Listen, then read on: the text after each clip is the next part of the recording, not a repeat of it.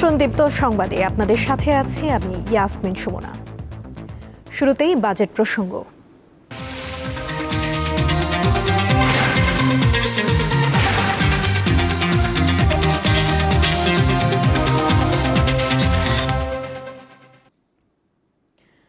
আগামী অর্থ বছরের জন্য 9,38,000 কোটি টাকার বাজেট উপস্থাপন করেছেন অর্থমন্ত্রী আমির খসরু মাহমুদ চৌধুরী। এতে রাজস্ব আয়ের লক্ষ্য ধরা হয়েছে 6,95,000 কোটি টাকা, ঘাটতি 2,43,000 কোটি টাকা। 2025-26 অর্থ বছরের চেয়ে এবার বেড়েছে 1,48,000 কোটি টাকা।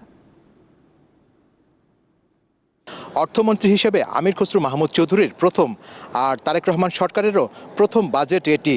আকারে ইতিহাসের বৃহৎ এই বাজেট সব মিলিয়ে ব্যবসায়ী সাধারণ মানুষের আকাঙ্ক্ষা পূরণে কতটা সমর্থ হবে দেশের 55তম এই বাজেট? আমি আজ এই মহান সংসদে আমাদের প্রথম বাজেট প্রস্তাবনা উত্থাপনের জন্য দাঁড়িয়েছে মাননীয় স্পিকার। অর্থমন্ত্রী আমির খসরু মাহমুদ চৌধুরী বৃহস্পতিবার 2026-27 অর্থ বছরের বাজেট জাতীয় সংসদে উপস্থাপন করেন। এটি বাংলাদেশের 55তম বাজেট। গণতান্ত্রিক, মানবিক ও অন্তর্ভুক্তিমূলক অর্থনীতির অভিযাত্রা শিরোনামে প্রস্তাবিত বাজেটের আকার ধরা হয়েছে 9,38,000 কোটি টাকা। প্রধানমন্ত্রী তারেক রহমানের নেতৃত্বাধীন সরকারের প্রথম এই বাজেট দেশের ইতিহাসে সবচেয়ে বড়। বিএনপি বরাবরই জনগণের আশা আকাঙ্ক্ষার পক্ষে অবস্থান নিয়েছে এবং দেশকে এগিয়ে নিয়েছে। গত অর্থ বছরে বাজেটের আকার ছিল 7,90,000 কোটি টাকা। সে হিসাবে এবার বেড়েছে শতকরা 19 ভাগ। প্রস্তাবিত বাজেটে রাজস্ব আয়ের লক্ষ্য 6,95,000 কোটি টাকা। এর মধ্যে জাতীয় রাজস্ব বোর্ড থেকে আসবে 6,04,000 কোটি টাকা। ঘাটতির পরিমাণ 2,43,000 কোটি টাকা। সরকার ব্যাপক পরিকল্পনা বাস্তবায়নের উদ্যোগ গ্রহণ করেছে। বার্ষিক উন্নয়ন কর্মসূচির আকার প্রায় 3 লাখ কোটি টাকা। অর্থনৈতিক প্রবৃদ্ধির লক্ষ্য নির্ধারণ করা হয়েছে শতকরা 6.5 ভাগ। মূল্যস্ফীতি 7.5 ভাগে নামিয়ে আনার লক্ষ্য নেওয়া হয়েছে এই বাজেটে। রাজনৈতিক সদিচ্ছা, সঠিক নীতি, অর্থনৈতিক গণতান্ত্রিকীকরণ ও বিকেন্দ্রীকরণ, ট্রিলিয়ন ডলার অর্থনীতির পথে বাংলাদেশ প্রতিপাদ্য সামনে রেখে এবারের বাজেট প্রণয়ন করা হয়েছে। অর্থনীতির পুনরুদ্ধার, বাজারে আস্থা ফিরিয়ে আনা এবং নতুন প্রবৃদ্ধির সুযোগ সৃষ্টিতে সরকার নিরলসভাবে কাজ করে যাচ্ছে। নতুন বাজেটে অবকাঠামো উন্নয়নের চেয়ে মানব সম্পদ উন্নয়নে সর্বাধিক গুরুত্ব দেওয়া হয়েছে। 2026-27 অর্থ বছরে এই বাজেটে টেকসই সমৃদ্ধি নিশ্চিত করতে শিক্ষা ও স্বাস্থ্য খাতে সর্বোচ্চ বরাদ্দ রাখার পাশাপাশি দেশীয় শিল্পের বিকাশ, কর্মসংস্থান সৃষ্টি, সামাজিক সুরক্ষা এবং অর্থনৈতিক স্থিতিশীলতার মতো জনকল্যাণকর বিষয়গুলোতে জোর দেওয়া হয়েছে। সার্বজনীন স্বাস্থ্য সুরক্ষার আওতায় দেশের প্রত্যেক নাগরিককে ন্যাশনাল হেলথ সিস্টেমের আওতায় আধুনিক হেলথ কার্ড দেওয়া হবে। প্রস্তাবিত বাজেটে সামাজিক নিরাপত্তা খাতে 1,45,000 কোটি টাকা বরাদ্দ রাখা হয়েছে। এর মধ্যে ফ্যামিলি কার্ড কর্মসূচির আওতায় 41 লাখ নারীকে মাসে 2,500 টাকা করে ভাতা দেওয়ার জন্য 14,500 কোটি টাকা এবং প্রান্তিক কৃষকদের কৃষক কার্ডের মাধ্যমে 2,500 টাকা করে আর্থিক সহায়তা দিতে 1,062 কোটি 50 লাখ টাকা বরাদ্দের প্রস্তাব করা হয়েছে। 2026-27 অর্থ বছরের প্রস্তাবিত বাজেটে ব্যক্তি শ্রেণীর করমুক্ত আয়ের সীমা 3,50,000 টাকা থেকে বাড়িয়ে 3,75,000 টাকা করা হয়েছে। মূল্যস্ফীতি ও জীবনযাত্রার ব্যয় বৃদ্ধির বাস্তবতা বিবেচনায় কর বর্ষ 2026-27 এবং 27-28 3,75,000 টাকা। নিত্য প্রয়োজনীয় 60টি পণ্যের উপর উচ্চ কর কমানো হয়েছে। ধান, চাল, গম, আলু, গবাদি পশু, হাঁস মুরগি, মাছ, পেঁয়াজ, রসুন, আদা, লবণ, চিনি, ভোজ্য তেলের উৎসে কর শতকরা 5 ভাগ, 2 ভাগ ও 1 ভাগ হারে কমিয়ে 0.5 ভাগ করার প্রস্তাব করেছেন অর্থমন্ত্রী। বিশাল রাজস্ব লক্ষ্যমাত্রা অর্জনে মূলত 3টি প্রধান উৎসের উপর জোর দেবে এনবিআর। এর মধ্যে কর 6,04,000 কোটি টাকা। এই অর্থ আসবে মূলত প্রত্যক্ষ কর ও ভ্যাটের আওতা বৃদ্ধির মাধ্যমে। আর এনবিআর বহির্ভূত কর 2,500 কোটি টাকা। এছাড়া কর বহির্ভূত রাজস্ব 66,000 কোটি টাকা। দেশের বন্ধ এবং উৎপাদন ব্যাহত হওয়া কারখানাগুলো পুনরায় চালু ও গতিশীল করতে 60,000 কোটি টাকার একটি বিশেষ প্রণোদনা কর্মসূচি ঘোষণা করেছে সরকার। এছাড়া তরুণদের মেধা ও সৃজনশীলতাকে পেশা হিসেবে গড়ে তুলতে এবং ফ্রিল্যান্সিং, আইটি, চলচ্চিত্র, সঙ্গীত, বিজ্ঞাপন, হস্তশিল্প ও সফটওয়্যার খাতের বিকাশে বাজেটে 300 কোটি টাকা বরাদ্দ রাখা হয়েছে। একটি শক্তিশালী ও সমৃদ্ধ অর্থনীতির ভিত্তি গড়ে উঠে দেশের প্রতিটি নাগরিকের সৃজনশীলতা, শ্রম, দক্ষতা ও উৎপাদনশীল সক্ষমতার উপর। সেই কারণে বর্তমান সরকার অন্তর্ভুক্তিমূলক অর্থনৈতিক রূপান্তরের পথে যাত্রা শুরু করছে। শাহরিয়ার ইমন, দীপ্ত সংবাদ, ঢাকা। দেশীয় শিল্পকে সুরক্ষা দিতে বেশ কয়েকটি খাতে কর সুবিধার প্রস্তাব করেছেন অর্থমন্ত্রী। ফলে কমতে পারে স্থানীয়ভাবে উৎপাদিত মোবাইল ফোন, রেফ্রিজারেটর ও এসির দাম। এছাড়া কৃষি যন্ত্রপাতি, জীবনরক্ষাকারী ওষুধ, ল্যাপটপ, কম্পিউটার ও স্বর্ণালংকারের উপর শুল্ক কমানোর কারণে এগুলোর দামও কমতির দিকে থাকবে। তবে বাড়বে সিগারেট, বিড়ি ও জর্দার দাম। আমদানি করা ফলের জন্য গুনতে হবে অতিরিক্ত পয়সা।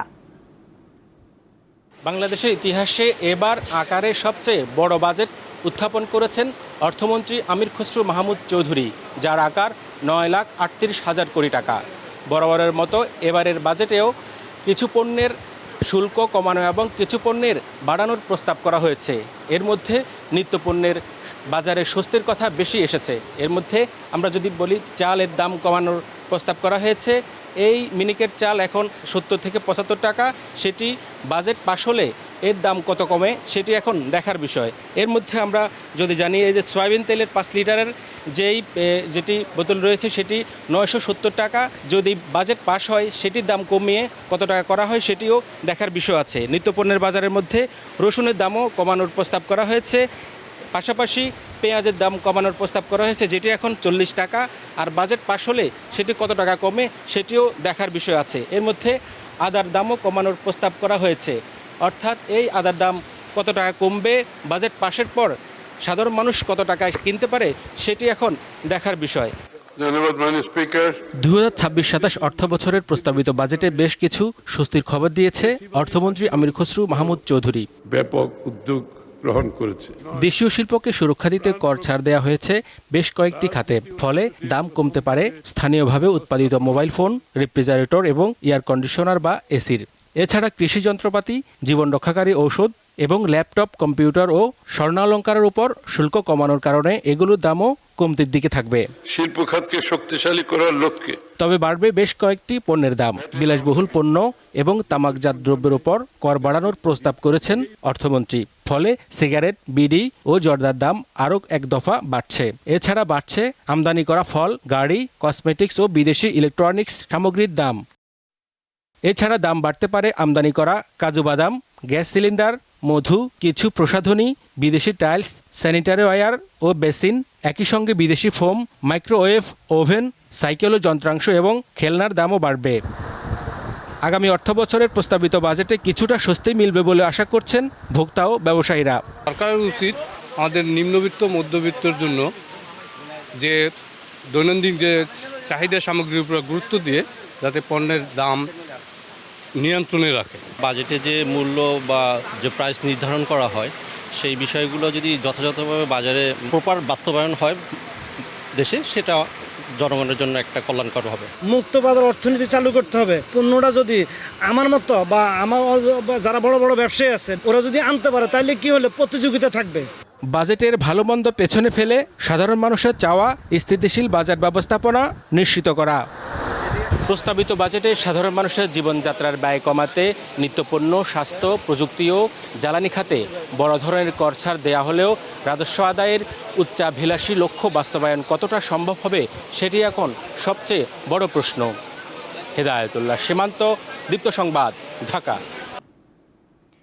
2026-27 অর্থ বছরের প্রস্তাবিত বাজেট বাস্তবসম্মত নয় বলে মন্তব্য করেছেন সেন্টার ফর পলিসি ডায়ালগ সিপিডির নির্বাহী পরিচালক ফাহমিদা খাতুন।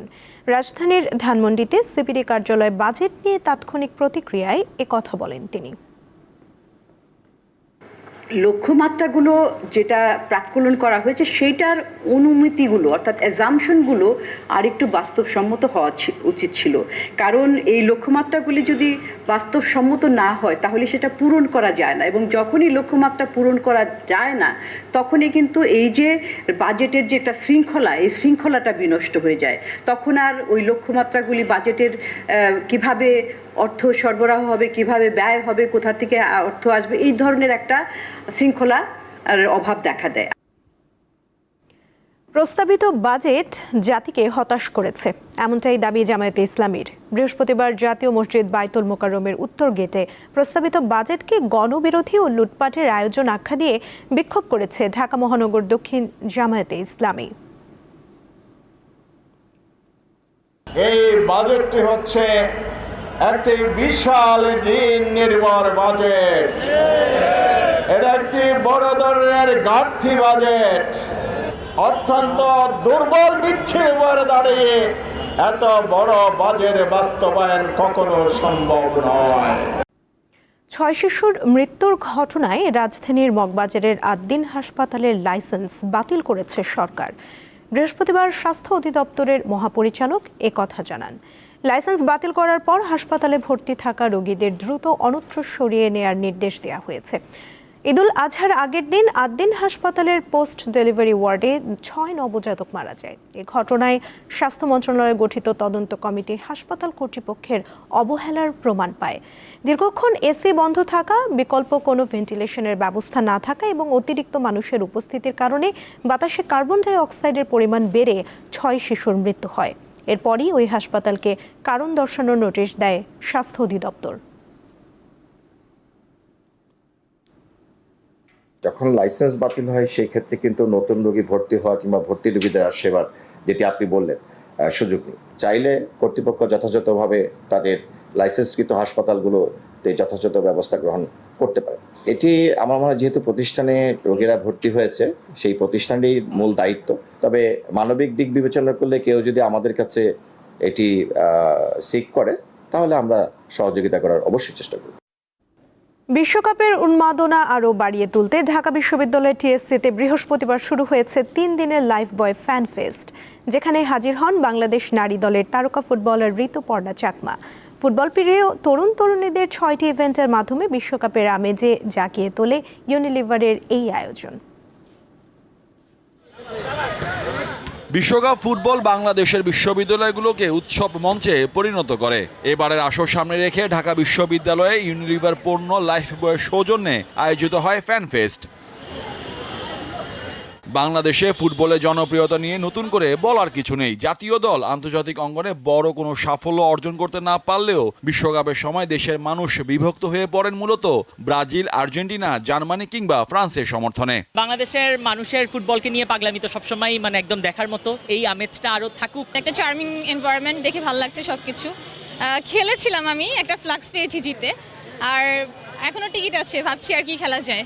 আমরা অ্যাবসেন্ট থাকার পরেও যেহেতু এত আমেজ এত ফুটবল প্রেমী আমাদের দেশে, এটা আসলে আমাদের ব্যর্থতা যে আমাদের এত মানুষের মাঝখান থেকে আমরা 11 জন প্লেয়ার বের করতে পারতেছি না। এই আবেগের সবচেয়ে প্রাণবন্ত প্রকাশ ঘটে বিশ্ববিদ্যালয় ক্যাম্পাসগুলোতে, যেখানে ফুটবল কেবল খেলা নয় বরং সম্মিলিত আনন্দের এক প্রতীক। 2026 ফিফা বিশ্বকাপ ঘিরে দেশে বিশ্ববিদ্যালয়ের শিক্ষার্থীদের মাঝে সেই উচ্ছ্বাস আরো বাড়িয়ে দেয় লাইফ বয় ফ্যান ফেস্ট। এই পরিবেশটা আমার কাছে খুব ভালো লাগছে, আমি এনজয় করছি, আমি অনেক আশেপাশে গেমস দেখছি এন্ড আমার ইচ্ছা আমি পার্টিসিপেট করব এখানে। বাংলাদেশে এবার ওয়ার্ল্ড কাপ এখানে আয়োজন করা হয়েছে। এই বিজি লাইফে হয়তো আমি বুঝতে পারছিলাম না যে কতটুকু বাংলাদেশে সবার আমেজ আছে। ওয়ার্ল্ড কাপের ভাইবটা অনেক মজার, ফ্যামিলি ফ্রেন্ডস সবাই একসাথে হয়ে রাত জেগে জেগে ওয়ার্ল্ড কাপ দেখা, গোল হওয়া, চিল্লানো, ডিসঅ্যাপয়েন্টমেন্ট, আই থিঙ্ক এইটাই হচ্ছে ওয়ার্ল্ড কাপের একটা মজা। এবার যুক্তরাষ্ট্র, কানাডা ও মেক্সিকো যৌথ আয়োজনে বিশ্বকাপের ম্যাচগুলো বাংলাদেশের সময় গভীর রাত ও ভোরে অনুষ্ঠিত হবে। তারপরও শিক্ষার্থীদের আগ্রহে কোনো ঘাটতি নেই।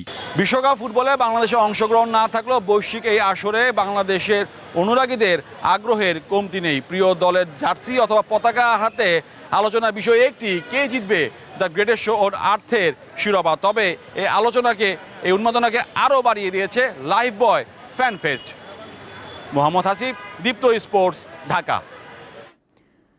ফুটবল বিশ্বকাপের উন্মাদনা ছড়িয়ে পড়েছে বাংলাদেশের বিভিন্ন প্রান্তে। চলছে নানা আয়োজন, কোথাও শোভাযাত্রা, কোথাও আবার ব্যতিক্রমী কর্মকাণ্ডের আয়োজন। বিশ্বকাপ ফুটবল ঘিরে সারা বিশ্বে চলছে উৎসবের আমেজ। পিছিয়ে নেই বাংলাদেশও। দিনাজপুরে ব্রাজিল সমর্থকরা বর্ণাঢ্য র্যালি, পতাকা মিছিল ও নানা আয়োজনে মাতিয়ে তোলেন পুরো শহর। নেচে গেয়ে ভালোবাসার দলের প্রতি সমর্থন জানান তারা। আমরা খুবই এক্সাইটেড। সো 4 বছর পর আবার ব্রাজিলের খেলা হচ্ছে। বাংলাদেশের সকল ফুটবল প্রেমীকে শুভেচ্ছা, যে দলই সমর্থন করুন না কেন। মাগুরার কৃষক আমজাদ হোসেন ফুটবল বিশ্বকাপ উপলক্ষে জার্মানির দীর্ঘ পতাকা তৈরি করে আলোচনায় এসেছেন। 2006 সালে 1.5 কিলোমিটার পতাকা দিয়ে যাত্রা শুরু হয় তার। এবার তিনি তৈরি করেছেন 7.5 কিলোমিটার দৈর্ঘ্যের পতাকা। জার্মানির ওষুধের কারণে আল্লাহ পাক আমার ব্যাধি থেকে মুক্তি করেছে, তখন আমি জার্মানির সরকারকে এমন একটা উপহার দেবো যা সারা পৃথিবীর লোক থাকারে এই যে পরিচিত হয়ে দেখতেই পারে আমারে, সেইভাবেই আমি করেছি। 2014 সালে পতাকা তৈরির জন্য জমি বিক্রি করেন তিনি। ওই বছর জার্মানি দূতাবাসের পক্ষ থেকে তাকে সম্বর্ধনা দেয়া হয়। এছাড়া জার্মান ফুটবল দলের ফ্যান ক্লাবের আজীবন সদস্যপদ দেয়া হয় তাকে। বিশ্বকাপে ইরান ফুটবল দলের সমর্থনে নাটোরে শোভাযাত্রা হয়েছে। নাটোর প্রেস ক্লাবের সামনে থেকে শোভাযাত্রা বের হয়ে তা শহরের বিভিন্ন সড়ক ঘুরে শেষ হয়। শেরপুর সরকারি কলেজ মাঠে আয়োজন করা হয় মিলন মেলার। ব্রাজিল ফ্রেন্ডস ক্লাবের আয়োজনে আনন্দ র্যালি শহরের বিভিন্ন সড়ক প্রদক্ষিণ করে। ফুটবল বিশ্বকাপ ঘিরে নড়াইলে শুরু হয়েছে ব্যাপক উন্মাদনা। শহর থেকে গ্রাম সবখানে বিশ্বকাপের আমেজ বিরাজ করছে। জেলার বিভিন্ন এলাকায় ফুটবল প্রেমীরা পছন্দের দলের পতাকাটা নিয়ে সমর্থন প্রকাশ করছেন। সাদিয়া চৌধুরী, দীপ্ত, বার্তাকক্ষ। এই ছিল এখনকার মতো। পরবর্তী সংবাদ বেলা 12টায় দেখার আমন্ত্রণ রইল। এছাড়া আরও তথ্য পেতে যুক্ত থাকুন দীপ্ত ডিজিটাল প্ল্যাটফর্মের সাথে। ধন্যবাদ সবাইকে।